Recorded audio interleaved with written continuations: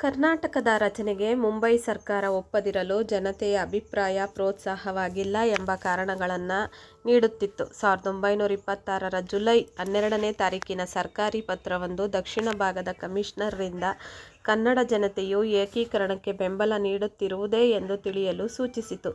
Commissioner ಉತ್ತರದ ಪ್ರಕಾರ ಏಕೀಕರಣಕ್ಕೆ ಕನ್ನಡಿಗರ ಬೆಂಬಲವಿರಲಿಲ್ಲ. ಇಂತಹ ಅಪ್ರಾಮಾಣಿಕ ನಡವಳಿಕೆಯ ಸರ್ಕಾರ ಏಕೀಕರಣವನ್ನು ಹಾಗೆ ಮಾಡಲು ಸಾಧ್ಯವೇ ಇರಲಿಲ್ಲ. 1927ರಲ್ಲಿ ರಾವ್ ಬಹದ್ದೂರ್ ಮತ್ತು ಎಸ್ ಟಿ ಕಂಬಳಿಯವರು ಮುಂಬಯಿ ವಿಧಾನ ಪರಿಷತ್ನಲ್ಲಿ ಕೇಳಿದ ಕರ್ನಾಟಕದ ಏಕೀಕರಣದ ಬಗ್ಗೆ ಸರ್ಕಾರಕ್ಕೆ ಏನು ತಿಳಿದಿದೆ ಎಂಬ ಪ್ರಶ್ನೆಗೆ ಸರ್ಕಾರವು 1926ರಲ್ಲಿ ಸಿದ್ಧಪಡಿಸಿದ್ದ ಏಕೀಕರಣಕ್ಕೆ ಕನ್ನಡಿಗರ ಬೆಂಬಲವಿಲ್ಲ ಎಂಬ ಉತ್ತರವನ್ನು ನೀಡಿತು.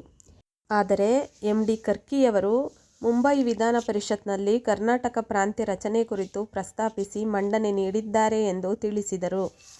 ಕನ್ನಡಿಗರಲ್ಲದೆ ಒರಿಯಾ, ತೆಲುಗು ಮತ್ತು ತಮಿಳು ಭಾಷಿಕರು ತಮ್ಮದೇ ಆದ ಪ್ರತ್ಯೇಕ ಪ್ರಾಂತಗಳ ರಚನೆಗೆ ಶ್ರಮಿಸುತ್ತಿದ್ದರು. ಬ್ರಿಟಿಷ್ ಸರ್ಕಾರ ಕಿವುಡನಂತೆ ಪ್ರತಿಕ್ರಿಯಿಸುತ್ತಿದ್ದುದು ವಿಪರ್ಯಾಸದ ಪರಿಸ್ಥಿತಿಯನ್ನು ಗಮನಿಸಿದರೆ ಜನತೆಯ ಅಭಿಪ್ರಾಯಗಳಿಗೆ ಅವರ ಸ್ಪಂದನೆ ಹೇಗಿತ್ತು ಎಂಬುದರ ಅರಿವಾಗುತ್ತದೆ.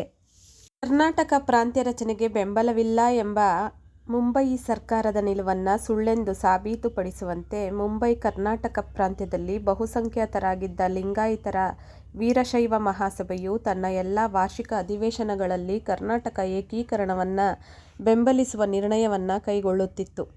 ಅಂತಹುದೇ ನಿರ್ಣಯಗಳನ್ನು ಕೊಡಗಿನ ಜಮೀನುದಾರರ ಅಧಿವೇಶನವೂ ಸ್ವೀಕರಿಸಿತ್ತು. ಕರ್ನಾಟಕ ಚೇಂಬರ್ ಆಫ್ ಕಾಮರ್ಸ್ನ ಮೂಲಕ ಕರ್ನಾಟಕದ ವಣಿಕ ಪ್ರಮುಖರು ಕರ್ನಾಟಕದ ಏಕೀಕರಣವನ್ನು ಒತ್ತಾಯಿಸುತ್ತಿದ್ದರು. ಕರ್ನಾಟಕ ವಿದ್ಯಾವರ್ಧಕ ಸಂಘ ಮತ್ತು ಕರ್ನಾಟಕ ಸಾಹಿತ್ಯ ಪರಿಷತ್ತುಗಳು ಕನ್ನಡಿಗರನ್ನು ಭಾಷೆಯ ಮೂಲಕ ಒಂದುಗೂಡಿಸುವ ಪ್ರಯತ್ನದಲ್ಲಿ ಮಹತ್ವದ ಕಾರ್ಯ ನಿರ್ವಹಿಸುತ್ತಿದ್ದವು.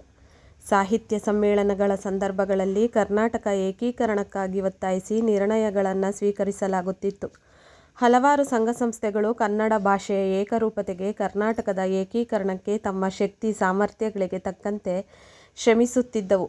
ಕರ್ನಾಟಕದ ಜನತೆಯ ಬೆಂಬಲವು ಕರ್ನಾಟಕ ಏಕೀಕರಣದ ಪರವಾಗಿಯೇ ಇದೆ ಎಂಬುದನ್ನು ಸರ್ಕಾರಕ್ಕೆ ಸಾಬೀತುಪಡಿಸಲು ಜಾತಿ ಮತ ಭೇದವಿಲ್ಲದೆ 36,000ಕ್ಕೂ ಹೆಚ್ಚು ವಯಸ್ಕ ಕನ್ನಡಿಗರ ಸಹಿಯನ್ನು ಸಂಗ್ರಹಿಸಿ ಪ್ರಬಲವಾದ ಮನವಿಯನ್ನು ಒಪ್ಪಿಸಬೇಕಾಯಿತು.